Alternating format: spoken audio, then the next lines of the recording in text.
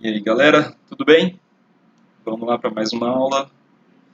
Vamos hoje falar um pouco sobre acidente vascular cerebral, no primeiro momento. E depois a gente fala sobre TC. Bom, então começando a falar aí sobre o acidente vascular cerebral, né, que a gente pode chamar de AVC, ele é definido, né, como uma perda súbita da função encefálica que vai ocorrer secundariamente a um distúrbio no fluxo sanguíneo. Então, na maioria das vezes, você vai ter um trombo que vai estar obstruindo uma das artérias que levam sangue arterial para o cérebro. Quando você tem essa obstrução, você então vai ter um distúrbio nesse fluxo sanguíneo. Então, o AVC isquêmico por obstrução trombótica corresponde à maior gama, né, a maior quantidade de eventos isquêmicos cerebrais. E nós dividimos eles em dois grupos. Né? Nós temos lá o AVC isquêmico, que é quando você tem uma redução do fluxo, corresponde à maioria dos casos, principalmente, né, quando se tem obstrução da artéria cerebral média. Então isso é algo até que o pessoal cobra muito em concurso, né, qual a artéria cerebral que mais sofre obstrução nos AVCs. Né? Então, a artéria cerebral que mais ocorre, que mais sofre obstrução, é a artéria cerebral média. E o outro grupo é quando você tem um acidente vascular cerebral hemorrágico, quando você tem então uma ruptura vascular. O AVC, como um todo, é a principal causa de morte e incapacidade funcional do mundo. Então, daí a importância de nós estudarmos bastante isso, conhecermos essa patologia justamente para tentar prevenir e, quando se deparar com ela, saber exatamente como conduzir esses casos. Vale comentar também aqui a existência do acidente isquêmico transitório, né, que a gente pode só abreviar em AIT, que é quando você tem uma disfunção cerebral transitória. Então, grave essa palavra, ela é transitória, o próprio nome indica. Né? Então, você tem uma isquemia ali focal no cérebro, deixa de chegar sangue ali, mas isso é algo rápido, transitório. Em pouco tempo, o sangue volta a fluir para aquele tecido. Esse AIT pode acontecer tanto no cérebro, medula ou retina. No entanto, você não tem morte celular, você não vai ter infarto. Normalmente, os AITs eles duram em menos do que 10 minutos. Beleza, então a pessoa teve AIT, eu vou ficar tranquila? Não, significa que essa pessoa ela tem algum problema ali vascular e a gente tem que pesquisar, tem que ficar atento nesses casos, porque essas pessoas que tiveram AIT, elas possuem um risco de ter um AVC no futuro, aí cerca de 30% dos casos, tá bom? Então é como se fosse um alerta, nós temos que ficar atentos.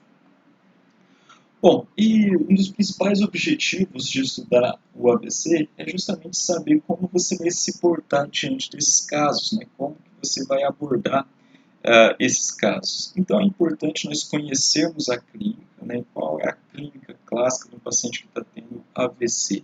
Né? Grava esse mnemônico aqui, o FAST, né? O face drop, né? Pode estar com a face caída, né? Um lado, né?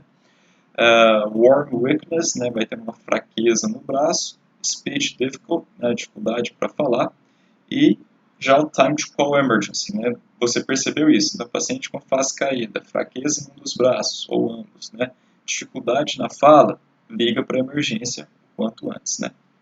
E aí você, sendo o pessoal da emergência, o que você vai fazer? Então, identificou lá que o paciente está com déficit neurológico focal súbito, né, então teve uma alteração na fala, perda alteração da força, quer dizer, né, teve perda de força, perda de sensibilidade em um ou ambos os lados, déficit visual, né, dificuldade para visualizar, dificuldade para falar, para expressar a fala, se teve desequilíbrio, pô, isso aí não é normal, ainda mais um quadro agudo como esse paciente tem que ser avaliado e o quanto antes realizar um exame de imagem, tá? Hoje nós temos duas ótimas opções, tanto a tomografia quanto a ressonância. Acaba que a tomografia sem contraste é o que a gente mais faz devido à grande disponibilidade desse método, né? Muitos hospitais, muitos centros clínicos possuem aparelho de tomografia. Já a ressonância não é todo local que você tem acesso rápido à ressonância, né? Mas a ressonância também é um método muito bom, né? Ainda mais a gente vai comentar daqui a pouco, que ele tem difusão, método de difusão, que a gente consegue encontrar achados precoces aí de AVC. mas na grande maioria dos casos a tomografia vai servir muito bem para a identificação de um quadro isquêmico cerebral, certo? Feita a tomografia, você identifica as principais características e um dos pontos mais importantes aí na definição do tratamento que nós temos que fazer antes lá no exame de imagem é identificar se tem hemorragia ou não, tá? Se tem hemorragia ou não, isso vai mudar totalmente lá a forma como você, isso vai mudar bastante, né? A forma como você vai abordar esse paciente. Além, é claro, de afastar outras doenças que podem podem mimetizar um AVC, que podem simular um AVC, tá? Existem algumas encefalites, pacientes com HIV têm encefalites, tem algumas outras doenças ali, tumores que podem ser semelhantes ao AVC, então eu tenho que saber identificar isso tudo aí pelos exames de imagem, seja a tomografia ou a ressonância. Bom, então, quando você está fazendo uma tomografia ou ressonância, um dos pontos mais importantes, como eu comentei, é você saber identificar se tem uma hemorragia cerebral ou não, né? Por quê? Porque se não teve hemorragia cerebral, você vai tentar fazer uma trombólise, né? Um tratamento trombolítico. Agora, se o paciente está tendo hemorragia, aí isso aqui vai ser, o tratamento, a abordagem vai ser um pouco diferente, tá? Para evitar um aumento desse sangramento. E um outro ponto importante é excluir lesões não vasculares, né? Dentre as lesões não vasculares, eu já citei para vocês a encefalite, né, nos pacientes que têm HIV, que pode simular achados de imagem de AVC, tumores, pacientes com crise convulsiva, enxaqueca, né? Então eu tenho que saber separar. Teve AVC ou não teve AVC? Se não teve AVC, lembrar dessas outras doenças. Se teve AVC, eu tenho que saber se é um AVC hemorrágico ou não, certo? A tomografia, então, vai ajudar lá a excluir hemorragia intraparenquimatosa, né? Quando você tem uma hemorragia, na tomografia nós vamos ver como uma área, uma coleção hiperdensa, então uma coleção branca, principalmente ali no local do vaso perfurante, né? Chegando ali nos núcleos da base, ali na ponte, é um local onde se tem muito, se pode ter essa transformação hemorrágica, sangramento. E nas primeiras 24 horas a tomografia tem uma excelente sensibilidade para detectar a presença de hemorragia subaracnoide. A gente vai comentar um pouco mais sobre esse tipo de hemorragia, mas a tomografia é boa para justamente identificar se está tendo esse tipo de hemorragia, se você tem uma coleção mais branca e hiperdensa ou não. E a ressonância magnética, o padrão de imagem da hemorragia ele vai depender muito ali, do tempo, o horário que você está fazendo esse exame, né, assim, quanto tempo transcorreu desde o ictus, né, que foi o processo de oclusão, e os sangramentos, né, em que fase de degradação ali, do sangue está. Mas a ressonância ela é boa justamente para ver também microsangramentos, principalmente quando você usa lá a sequência do gradiente, você vai ver pequenos pontinhos escuros, né, com baixo sinal, principalmente ali na transição córtico-subcortical, que seriam os microsangramentos. Então aqui eu mostrando para vocês uma tomografia. Nessa tomografia sem contraste, você observa aqui na região dos núcleos da base, nessa região mais central, está escuro e hipodenso, e no meio você tem essa grande área branca, né? Essa grande área branca corresponde justamente a uma hemorragia intraparenquimatosa profunda aqui à esquerda, além de ter uma hemorragia aqui intraventricular, um sangramento dentro do ventrículo. E aqui a ressonância magnética, justamente para mostrar nessa sequência gradiente, esses pontinhos pretos que vão corresponder a pequenas áreas de microsangramentos ali na transição córtico-subcortical, principalmente então na transição do córtex para a substância branca ali subcortical. Tá? Então, são dois métodos interessantes para avaliar o sangramento. Sangramento nessas fases agudas, na tomografia nós vamos ver áreas brancas em meio a uma região mais escura, e na ressonância magnética, na sequência gradiente, você vê esses pontinhos de baixo sinal. Bom, mas agora vamos adentrar aí mais a fundo, né, nesses métodos. O que eu vou encontrar, então, nos pacientes com AVC, tanto na tomografia quanto na ressonância, né? Então, falando inicialmente aqui sobre a tomografia, que tem uma sensibilidade alta, de cerca de 70%, Uma das vantagens da tomografia é você conseguir quantificar e definir se tem AVC mesmo, se teve isquemia, e qual, se teve infarto, né, e qual a extensão desse infarto. E vocês vão ver que no cérebro, né, tempo é vida. Né? Então, quanto antes você faz o diagnóstico, mais precocemente você inicia o tratamento, e quanto mais precoce você inicia o tratamento, melhor vai ser o prognóstico do paciente. Significa que você vai conseguir salvar a maior quantidade de tecido viável ali ao redor do local de infarto. Então, você vai tentar reduzir aquela área de penumbra e garantir que você tenha um menor comprometimento encefálico. Então, nós temos que fazer o diagnóstico quanto antes, a forma mais precoce possível. E para isso, nós temos que saber detectar as características mais precoces, né, consequentemente. Né? Então, as primeiras alterações vistas no AVC. Então, uma das principais características que nós identificamos na tomografia são áreas de hipodensidade. Então, quando o paciente tem um AVC, você vai ver uma área cerebral que vai estar mais escura à tomografia.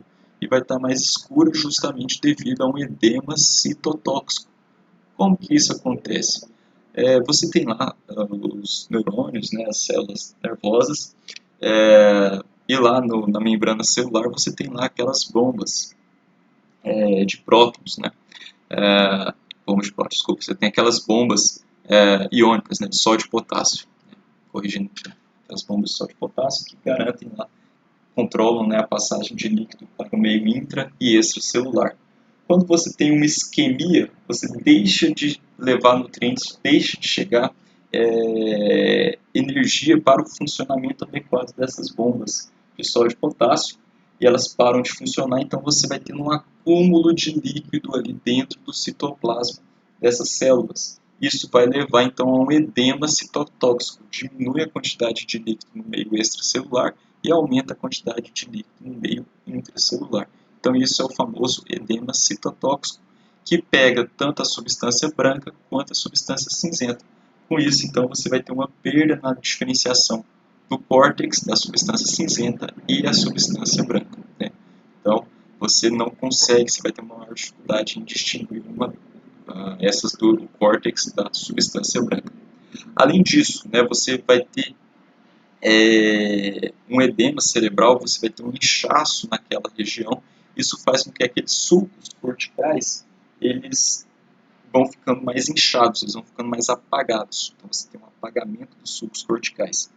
E conforme o tempo vai passando, de 3 a 10 dias, vai aumentando o efeito de massa. Então essa lesão isquemiada, infartada, ela vai ficando inchada e ela começa a comprimir as estruturas adjacentes. Então é isso que a gente fala de efeito de massa. Sem contar de que esses locais isquêmicos ali podem sofrer uma transformação hemorrágica. Você pode começar a ter um sangramento ali no meio daquele território que foi infartado, certo? Então nós dividimos o AVC cronologicamente em 3 fases. Tem a fase hiperaguda, né, de 0 a 24 horas, a fase aguda, né, de 1 dia a 1 semana, subagudo de 1 a 3 semanas e crônico acima de 3 semanas. Nessa fase hiperaguda, que a gente observa então uma perda na diferenciação da substância branca e cinzenta, você pode ter uma hiperatenuação dos núcleos profundos, né, os núcleos da base, principalmente o núcleo lentiforme, ali cerca de 75%. Você tem um cometimento desse núcleo lentiforme logo após as 3 horas. Por quê? Porque nós já vemos, né, na anatomia normal do cérebro que os núcleos da base são locais de tecido, substância cinzenta ali no meio do cérebro, mais profundamente. Quando você tem, então, uma isquemia desses núcleos da base, eles vão ficar edemaciados. Se eles ficam edemaciados, ao invés de ser brancos, né, que eles normalmente são mais brancos devido a uma alta densidade, quando você tem uma isquemia, essa região que era branca, né, então corrigindo o que eu falei, então essa região núcleo da base, que normalmente é branco, numa tomografia normal, vai ficar edemaciado, vai ficar mais escurecido. Então você vai ter uma perca da diferenciação ali dos núcleos da base em relação à substância branca escura que fica ao redor. Então você tem uma hipoatenuação dos núcleos profundos, tá bom? Principalmente no núcleo lentiforme. Então vamos lá. Então você tem uma perda da diferenciação da substância branca e cinzenta. Com isso também você pode ter uma perda uma hipoatenuação dos núcleos profundos, que são os locais mais acometidos, né? E também uma hipodensidade cortical, certo? Por que você pode ter muito acometimento dos núcleos da base, principalmente o núcleo lentiforme? Porque o núcleo lentiforme, né, lá o putâmio, o globo pálido, eles vão ser irrigados pelas artérias lentículo-estriadas, que são pequenos ramos arteriais que saem da artéria cerebral média, que eu já comentei com vocês que é uma das artérias mais acometidas quando o paciente tem um AVC. Além disso, né, nós também podemos identificar na fase aguda, já passada aí 24 horas, né, de um dia a uma semana, você vai ter um aumento da hipoatenuação desse parênquima cerebral e edema, né? Então, quanto maior o edema cerebral, maior o efeito de massa, mais ele empurra as estruturas adjacentes. Já na fase subaguda, de 1 a 3 semanas, esse edema reduz um pouco, podem surgir pequenos focos de hemorragia na petequial, então pequenos focos mais branquinhos na tomografia, ali próximo ao córtex, né? A gente chama esse fenômeno de fóbia. E na fase crônica, já passou 3 semanas, mais de 3 semanas, você vai ter agora o contrário, né? Aquele cérebro que estava inchado, agora ele começa a atrofiar, aquele local onde ocorreu a isquemia. Você tem um efeito de massa negativo e você vai então ficar vendo áreas mais escurecidas, seculares ali no cérebro, que nós vamos chamar de gliose, certo? Bom, outra característica importante também que pode acontecer, que é um das que a gente visualiza mais precocemente, é o sinal da artéria cerebral, artéria média, né, hiperdensa, artéria cerebral média hiperdensa. Isso aqui é a visualização direta do trombo. Então, quando você tem um trombo impactado ali na artéria cerebral média, você pode ver justamente aonde está passando a artéria, ela está mais branca, está mais hiperdensa. E essa hiperdensidade se deve ao trombo ali dentro. Então, o sinal da artéria cerebral média hiperdensa é o sinal mais precoce que a gente vê. Você pode ver isso até com 2 horas depois que ocorreu a oclusão, né, com 2 horas ali do ictus, você já consegue visualizar isso. Não é todo mundo, todos os casos que vai ocorrer, mas quando acontece é um sinal bem sugestivo de um AVC, tá bom? Então, um sinal precoce que nós sempre temos que olhar em pacientes com suspeita de AVC, olhar lá na cerebral média se ela está branca, tá? Se ela está mais hiperdensa. Nesse caso, você está vendo uma hiperdensidade na cerebral média do lado esquerdo, tá bom? Aqui um outro exemplo, né? Então aqui nós estamos vendo a tomografia sem contraste. Aqui nós temos os núcleos da base, tá? E aqui nós temos a região cortical externa. Você vê que a região cortical ela é mais branca, tá? Ela é mais hiperdensa, então ela fica levemente mais branca. E a substância branca é o contrário, ela vai ficar mais escura, ela tem uma densidade menor. Os núcleos da base, ele é composto por tecido cortical, então ele também vão ser ilhotas brancas ali no meio das imagens mais escuras ali, da substância branca. Bom, então não vamos confundir. Porque na tomografia você tem uma inversão, certo? A substância cinzenta fica branca e a substância branca fica cinza. Tá? A substância branca ela é mais cinza porque ela tem gordura, né? Você tem as bainhas de mielina que são gordurosas. E a gente já viu que a tomografia mede a densidade. Então, na tomografia, o cérebro normal, a substância branca é mais escura, enquanto que a substância cinzenta dos núcleos da base vai ser mais branca. Ok? Feito essa explicação, vamos voltar para essa imagem. Então aqui nós temos o putâmen, o globo pálido, né? Então o núcleo lentiforme, que é mais branquinho. O lado direito está normal. Quando eu olho aqui do lado esquerdo, você vê somente uma parte aqui desse núcleo lentiforme. Aqui na caudinha aqui do putâmen, ele desaparece. Está vendo que ele está mais escurecido aqui? Então isso aqui é um sinal precoce de AVC. Então, logicamente, o paciente vai vir com uma clínica sugestiva. Se você tem que olhar com bastante atenção no núcleo lentiforme, se tem uma áreazinha mais escura, que sempre compara um lado com o outro, isso aqui é um sinal sugestivo de isquemia, certo? Agora aqui nós também temos um outro achado, né? Quanto mais precoce é visualizado, mais discretos são esses achados precoces. Por isso você tem que ter um olho treinado para isso. Então, quando você olha o cérebro, o normal é que essa substância, o córtex cerebral, né, que essa substância cinzenta, ela seja mais branca, seja mais clara. E a substância branca, né, subcortical, ela vai ser mais escura, certo? Isso é o normal. Então, substância cinzenta é branca, substância branca é cinza, ok? Isso é o normal. E aí quando a gente olha, então aqui do lado direito está normal. Quando eu olho do lado esquerdo, está vendo que aqui nessa região onde eu estou apontando, você teve uma leve redução nessa diferenciação, enquanto que aqui do outro lado eu via que essa cortical mais externa era mais branca. Aqui do lado esquerdo, essa regiãozinha específica não está mais tão branca, está mais ou menos a mesma coisa, está tudo cinza. Tanto a substância branca quanto a substância cinzenta vão estar cinzas. Então você teve aqui uma perda da diferenciação córtico-subcortical. E isso também é um achado precoce de AVC. Sem contar que aqui vai estar um pouco mais inchado, né? Esses sulcos cerebrais eles estão mais inchados de cá do que de cá. E já está até mesmo empurrando aqui um pouco esse ventrículo lateral. Então, são achados mais discretos a gente observar, mas que nós temos que procurar, principalmente no paciente com uma história clínica positiva, certo? Professor, eu achei difícil de ver nessa imagem aqui, né? Então você pode mudar o brilho, tá? Quanto mais você estoura a janela lá do exame, né, que a gente vai mudando aquele brilho do exame, mais fácil fica de ver. Então aqui, ó, núcleo lentiforme do lado direito normal, do lado esquerdo você viu que sumiu uma partezinha dele. Então aqui está tendo uma isquemia. Quando eu olho aqui esse outro exame de baixo, quando você estoura a janela, você vê que a cortical ela é mais branca e a região central é mais escura. Quando eu venho aqui para o lado esquerdo, você perde um pouco isso. A região cortical aqui não está mais brilhando tanto quanto a do outro lado. Por quê? Porque o paciente está tendo um evento isquêmico aqui, está tendo um AVC, certo? Bom, outra característica importante do AVC é que você vai ter um acometimento dos territórios vasculares. Então, normalmente não, a isquemia tem que acontecer no território que está sendo irrigado por determinada artéria.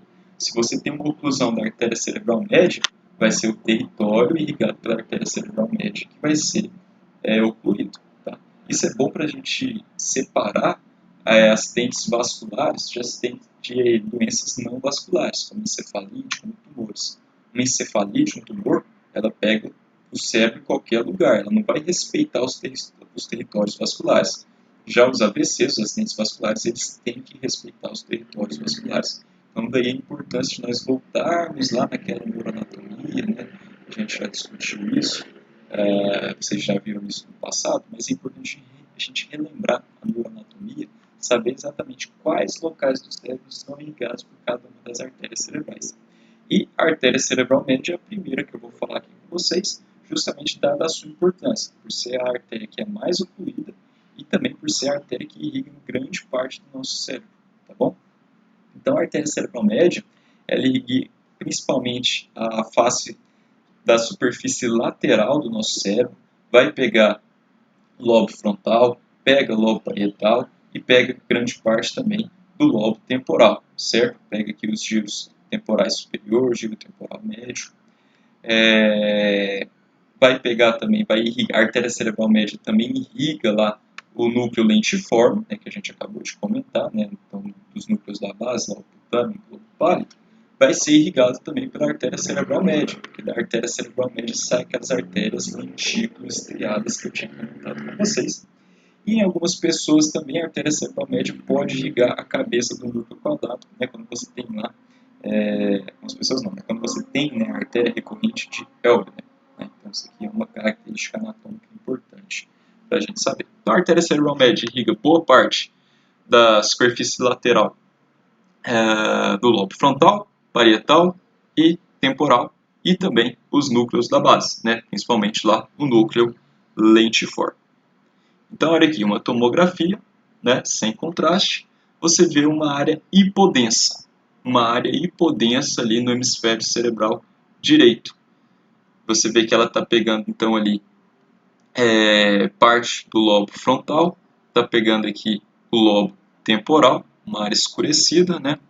Quando a gente coloca no coronal, então você vê essa grande área mais escurecida, mais hipodensa ali no cérebro, pegando tanto o lobo frontal, lobo temporal, parte do lobo, então aqui ó, nesse corte sagital, você vê aqui ó, um grande cometimento, lobo frontal, lobo temporal, a região aqui ao redor da fissura silviana, certo? Então, áreas de hipodensidade você tem que ficar atento. Paciente com história, déficit neurológico focal agudo, você faz uma tomografia e vê uma área escurecida no território vascular, né? Isso aqui até que se prova o contrário, é um AVC, o paciente está tendo um AVC. E nesse caso, esse paciente tinha uma complicação. Ele tinha um acidente vascular cerebral e você vê áreas brancas no meio de uma área escura. Área branca no meio de uma área escura, provavelmente esse paciente está tendo sangramento.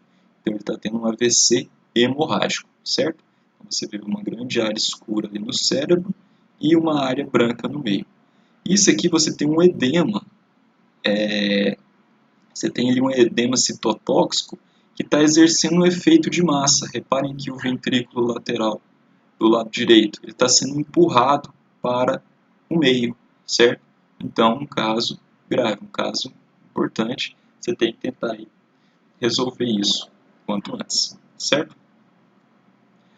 Outro território vascular que nós temos que conhecer é o território irrigado pela artéria cerebral anterior. Então, a artéria cerebral anterior ela vai irrigar principalmente aqui a alta convexidade, né? Principalmente aqui na transição fronto-parietal, né? Então parte aqui do lobo frontal e do lobo parietal.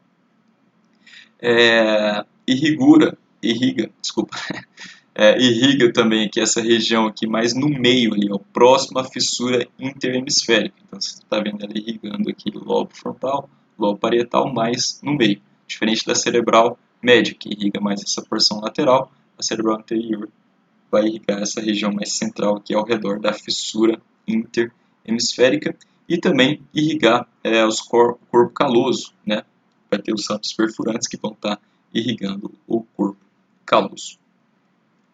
Então aqui um exemplo, o paciente teve um AVC, pegando aqui o lobo frontal, né? O lobo frontal é uma porção mais medial, né, do lobo frontal, uma grande parte do lobo frontal. Quando você coloca aqui no sagital, você vê essa área escurecida, né, essa área isquemiada do lado direito, e aqui no coronal também você vê essa área de isquemia no local, território irrigado pela artéria cerebral anterior.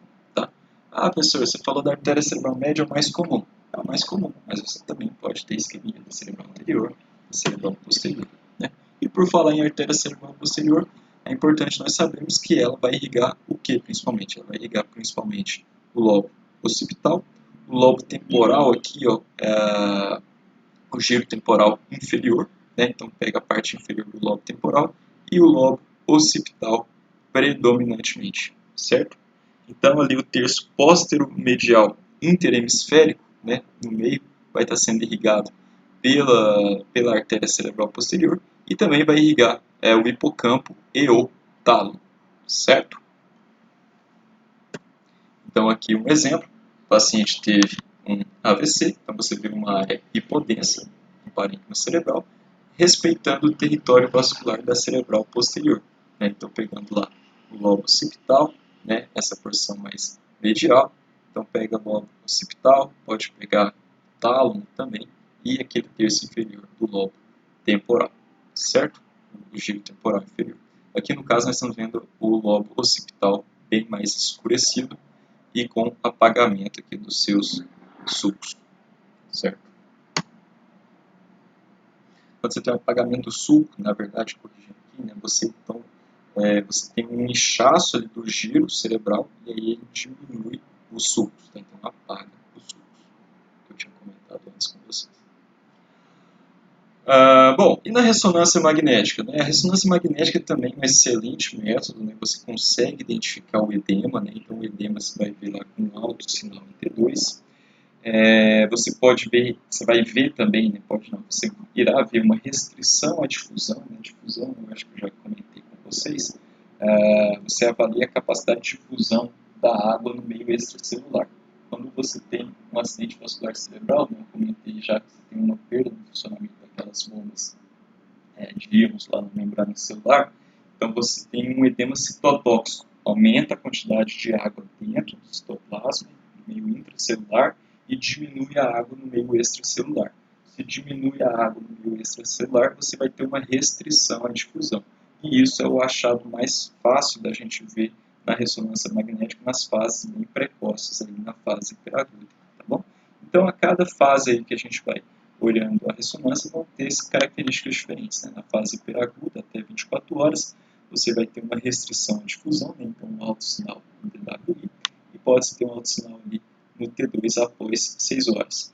De um dia a uma semana, então uma restrição à difusão, um alto sinal no T2 e no flare, né? O flare T2 sem supressão do líquor, baixo sinal em T1 e pode ter um realce cortical ao contraste após o 5º dia. Na fase subaguda, você tem uma normalização ali no mapa ADC, né? Esse aqui é um ponto mais específico, não vou entrar muito nisso, baixo sinal no T1. E na fase crônica, você então vai ter uma atrofia, né, cerebral, você diminui aquele edema, tem um baixo sinal T1, mantém o alto sinal no T2 e um realce cortical ali que vai persistir, principalmente 2 a 4 meses, certo? E aí a difusão agora ela já vai ser mais variável. Então aqui uma ressonância magnética, na sequência DWI, você vê que ela está brilhando, você tem um brilho tanto aqui no núcleo lentiforme, né? Então no núcleo tâmico, no globo pálido, aqui na cabeça do núcleo caudado, e também um alto sinal aqui, córtico subcortical. Quando você faz o mapa ADC, ele confirma se realmente teve restrição à difusão ou não. O local onde brilhou no DWI ele tem que ficar preto, ele fica escuro, comprovando que realmente teve uma restrição à difusão. Então, um achado aí precoce de AVC, certo? Mas isso aqui não se preocupem muito com isso, não. Isso aqui é uma parte mais específica, estou só citando para vocês saberem que existe, essa é uma das formas da gente visualizar isso na ressonância. Bom, aqui mais uma vez, né, então o paciente apresentou restrição à difusão, brilhou no DWI, ficou escuro no mapa ADC. A ressonância é muito boa para avaliar essas regiões ali da fossa posterior do crânio. Por quê? Porque na tomografia você não vê muito bem quando tem isquemias dessa fossa posterior. Por exemplo, aqui o paciente teve uma isquemia nessa transição aqui próximo ao lobo occipital, que na tomografia você quase não vê, né? Parece quase está normal. Quando você faz a ressonância, você consegue ver melhor essa região ali com alto sinal, onde ocorreu a isquemia. A tomografia também é ruim de avaliar tanto o cerebelo quanto a região do tronco cerebral. Nesse caso, o paciente teve uma isquemia aqui próxima ao bulbo, né, nessa face posterior do bulbo, que na tomografia era muito difícil de ver. Na ressonância você consegue avaliar melhor. Tá? Então, se estiver suspeitando que o paciente teve uma isquemia na fossa posterior, região occipital, lobo occipital, ou se teve uma isquemia no cerebelo, no tronco cerebral, é melhor você fazer uma ressonância do que uma tomografia. E aqui mostrando para vocês uma angiorressonância, né? Quando você injeta contraste, ali você vai visualizar o trajeto ali dos vasos, né? A vascularização. Esse aqui eu achei um exemplo bonito, né? Então o paciente teve aqui uma oclusão aqui da cerebral posterior, né? Então aqui do lado esquerdo estava preservado, aqui estava ocluído. Foi feita uma terapia de reperfusão e aí você observa, sendo feita a retirada naquele ponto obstrutivo, você consegue visualizar novamente ali a circulação naquele local onde ocorreu a oclusão. Então aqui estava ocluído, eu não via os ramos arteriais aqui. Feita a desobstrução, a reperfusão, você consegue ver novamente ali a vascularização. Ok? Bom, aqui um exemplo, né? Um caso muito grave, então o paciente teve uma obstrução da artéria cerebral média, da cerebral anterior, então no hemisfério cerebral esquerdo, então você vê uma grande área hipodensa, né? Aqui nós estamos na tomografia, então você vê uma grande área escurecida, hipodensa, pegando quase todo esse hemisfério cerebral esquerdo, compara o esquerdo com o lado direito. Você não consegue mais distinguir aonde está o córtex da onde está a substância branca. Aqui do lado direito estava normal, você vê o córtex branco, a substância branca cinza.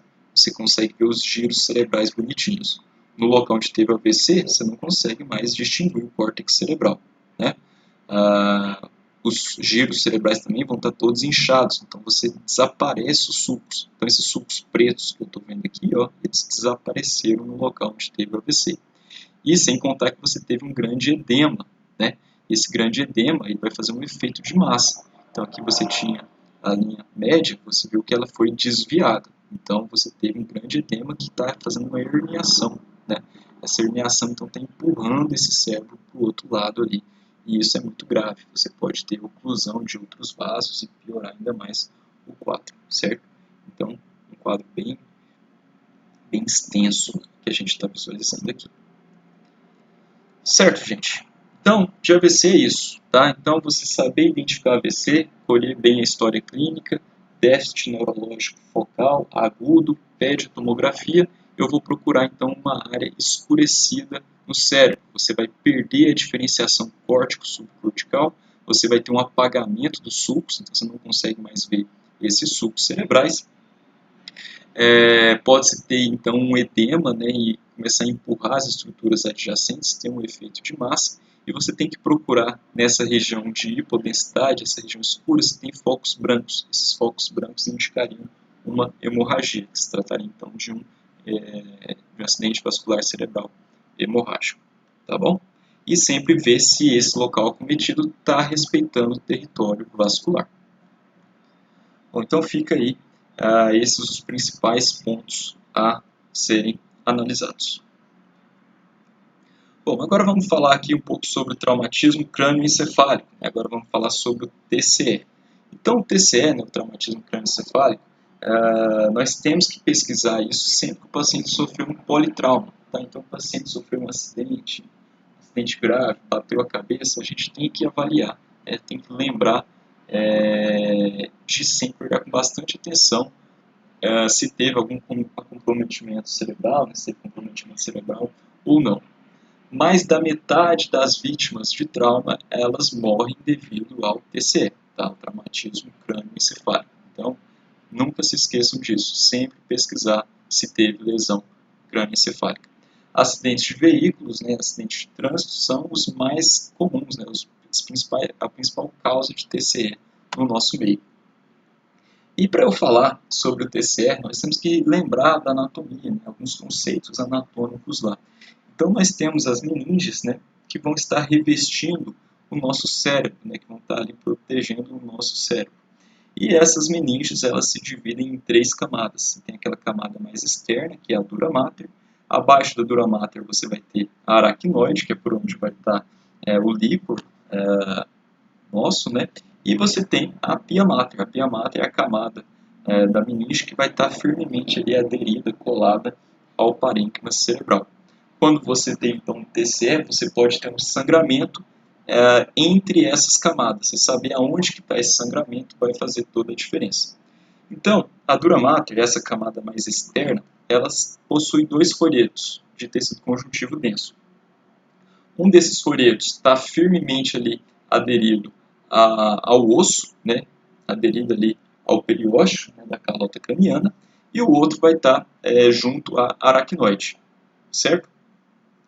E uma característica importante da gente lembrar é que na região parietal, tá, você tem esse folheto externo que está aderido ali ao osso, ele não está tão bem aderido ao osso, tá? Ele está frouxamente aderido a essa tábua interna do crânio. Isso faz com que esse local seja mais suscetível a roturas ali e a sangramentos nessa região parietal, certo?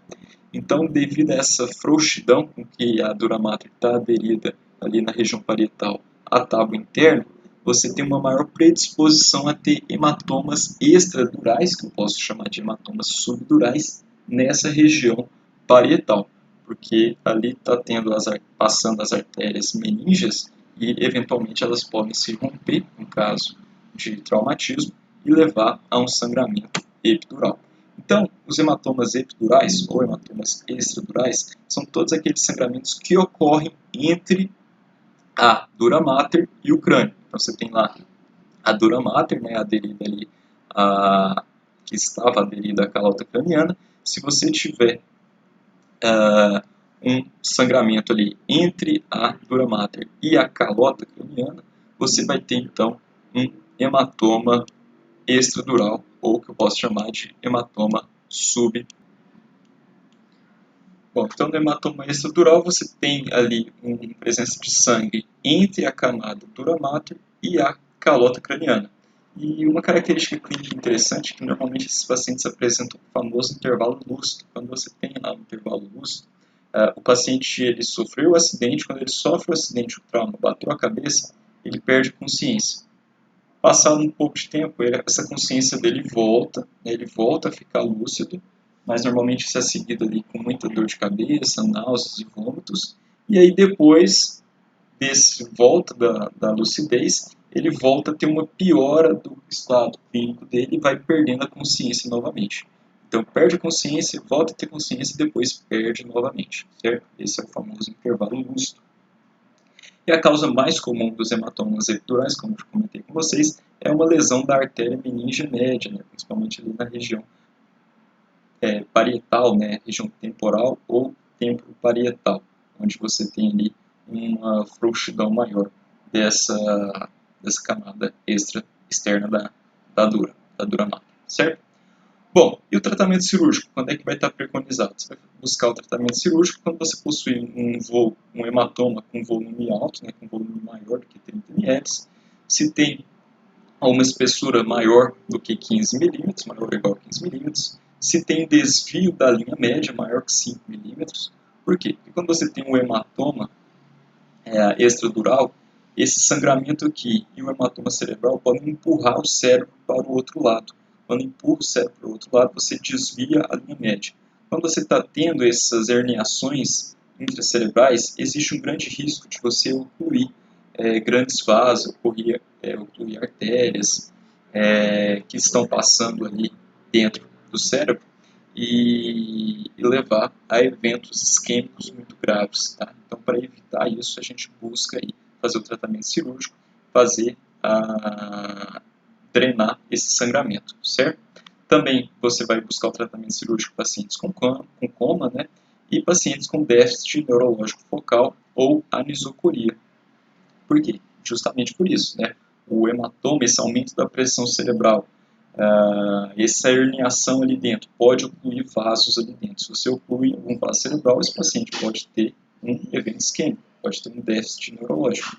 E também, quando você tem uma herniação uncal, transucal, você pode comprometer ali o terceiro par craniano, que é o responsável ali por fazer o óculo motor, né, por mexer o globo ocular, e também por controlar a pupila. Então você perde ali aquela contração da pupila de um lado, né, você pode ter a anisocoria, que é uma das características de pacientes com hematoma extradural, certo?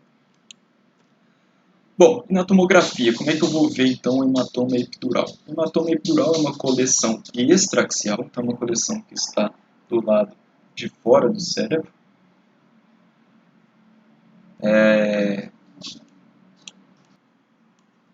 Então, no hematoma epidural você tem uma coleção extraaxial. Quando fala extraaxial, é uma lesão, um problema que está acontecendo fora do cérebro, certo? Então, você vai ter uma lesão fora do cérebro, extraaxial, que vai empurrar esse cérebro. E a coleção do hematoma extradural, epidural, ela é biconvexa, tá vendo? Então essa é a principal característica, a principal forma de eu diferenciar o hematoma epidural do subdural é esse formato dela. Então ela é biconvexa, certo? Você tem uma convexidade de cá e outra de lá. E ela vai deslocar o parênquima adjacente. Você consegue definir muito bem os limites de onde está ocorrendo esse hematoma. E um outro ponto interessante é que essa coleção não vai atravessar aquelas suturas cranianas, né? Então, lembrar lá da anatomia, né? Que você tem aquelas suturas no cérebro, coronal, né? Lado sagital. Ela não atravessa essas suturas. Esse hematoma respeita as suturas, certo? Quando você tem um hematoma agudo, você vai ver uma coleção branca, uma coleção hiperdensa. Normalmente essa coleção ocorre ali na transição temporoparietal, né, como a gente já comentou o porquê. E é interessante você sempre procurar na tomografia áreas de se ocorreu alguma fratura, se teve uma descontinuidade óssea. Então, quando você está olhando lá o exame, você pode mudar o janelamento e focar ali no osso, né? Então, coloca essa janela de osso, e aí você normalmente vê uma área, um local de descontinuidade óssea, junto, né, próximo aonde está a coleção, ipsilateral, está no local onde ocorreu o golpe, na maioria das vezes. Então, você bateu a cabeça naquele local ali, vê se tem fratura óssea e vê se tem a coleção do lado. Tá? Normalmente, você encontra essas fraturas em 85% a 90% dos casos ali no local do golpe.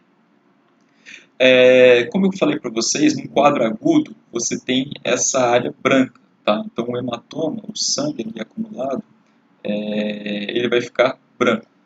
No entanto, se você encontrar uma área preta, né, uma área com baixa densidade no meio ali da coleção, isso aqui é um sinal importante, é o sinal do redemoinho. Significa que esse paciente está tendo sangramento ativo.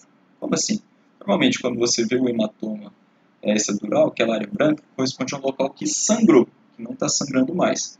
Mas se você tem a área branca e no meio você vê uma coleção, no meio da coleção você vê uma região preta, então se você vê uma região preta no meio da área branca, isso aí é sinal de que está sangrando agora, no momento do exame, sangramento ativo. Tá bom? É um quadro ainda mais grave. E sempre avaliar, né, a linha média, avaliar o ventrículo lateral, porque esse sangramento pode realizar um efeito de massa. Quando ele empurra as estruturas, você vê então essa linha média torta, né, igual que a gente está vendo, e também uma compressão do ventrículo lateral. Bom, então aqui mais um exemplo, uma tomografia, né, crânio sem contraste, você vê aqui uma coleção biconvexa, né, então biconvexa, característica de hematoma epidural. Você vê aqui um edema de partes moles ali no tecido, né, subcutâneo, né, então no local onde aconteceu o golpe. Quando você coloca ali, você muda o janelamento, coloca na janela de osso, você viu ali uma perda da continuidade óssea, então você viu a fratura. Então, fraturou o osso e tem ali um hematoma epidural de grande volume que está empurrando as estruturas adjacentes. Você vê aqui o desvio dessa linha média. Certo?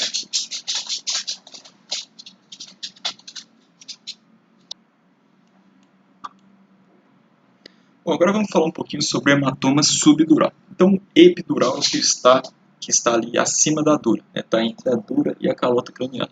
Já o hematoma subdural é aquele que vai estar abaixo da dura, vai estar entre a dura e a aracnoide. Ela é mais comum do que o hematoma epidural, né, corresponde a cerca de 30% dos casos de TCE grave, e se deve principalmente a uma dilaceração de pequenas veias que estão atravessando ali entre a dura mater e a aracnoide. Então, enquanto que o hematoma epidural normalmente tem uma lesão da artéria meníngea média, no hematoma subdural você vai ter uma lesão de veias, tá? Então vai ser principalmente aquelas veias que atravessam ali a dura, então entre a dura e a dura mater e a aracnoide, certo?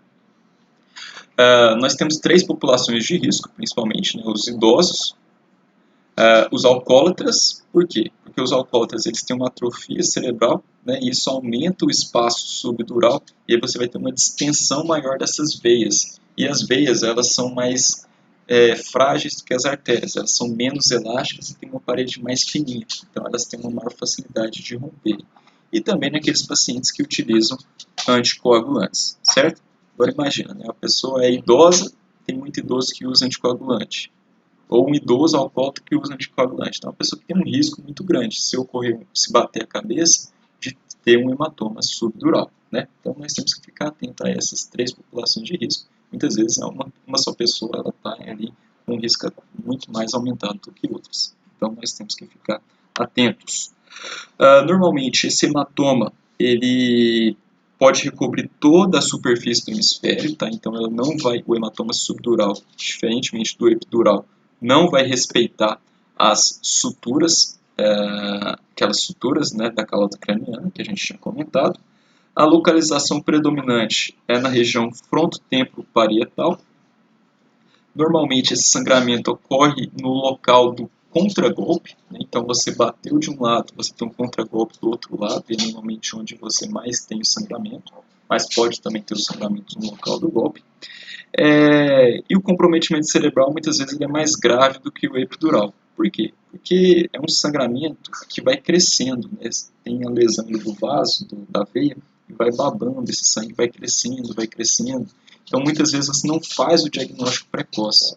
Normalmente o epidural é um caso que teve um acidente forte, um trauma grande, você já vai, corre para a urgência, o paciente teve perda da consciência, você normalmente faz a tomografia rápido, já viu que tem lá o hematoma e retira.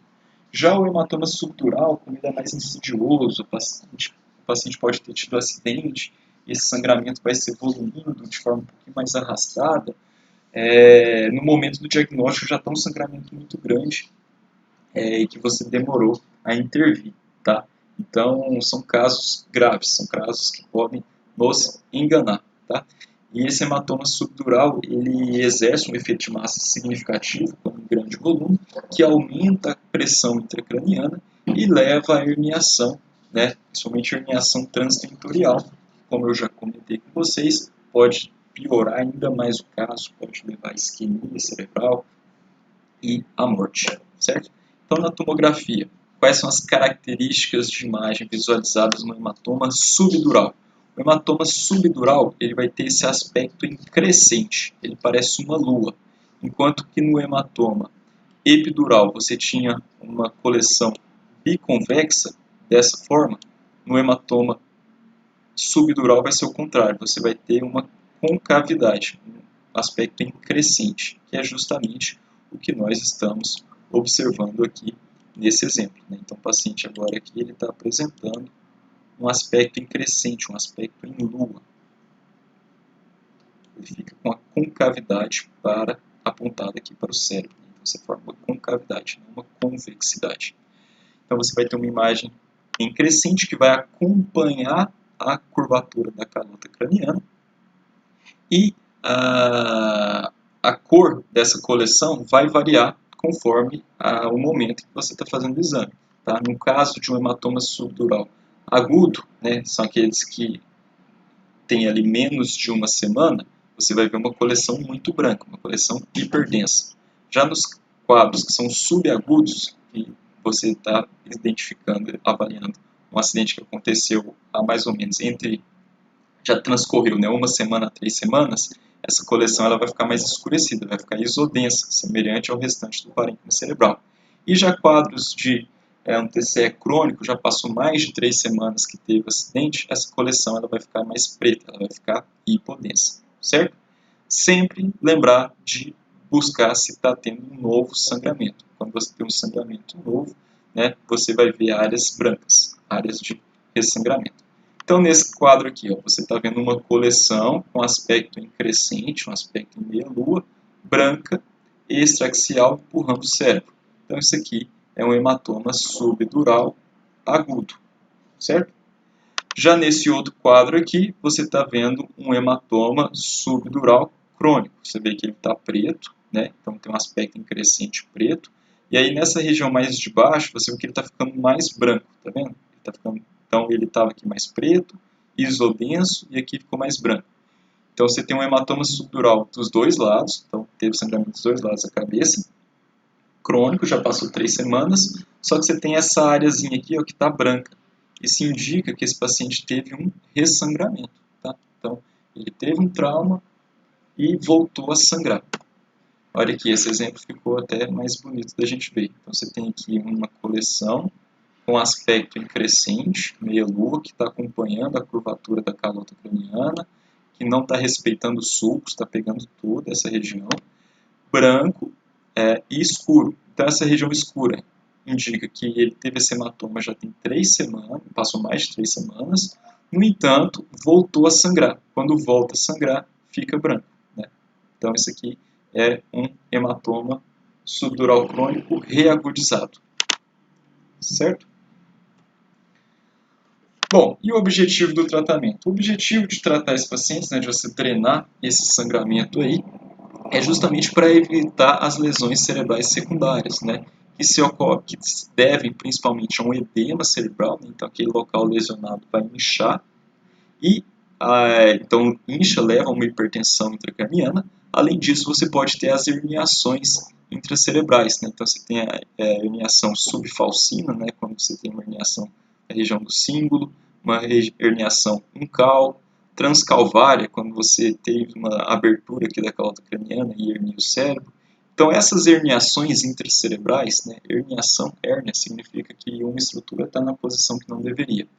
O grande perigo dessas herniações é elas obstruírem aquelas vasos, aquelas artérias, a artéria cerebral média, a artéria cerebral anterior, a artéria cerebral posterior. Se você tiver uma oclusão devido a uma herniação ali e ocluir essas artérias, aí o paciente, além dele ter tido um TCE, ele também vai ter um acidente vascular cerebral, né?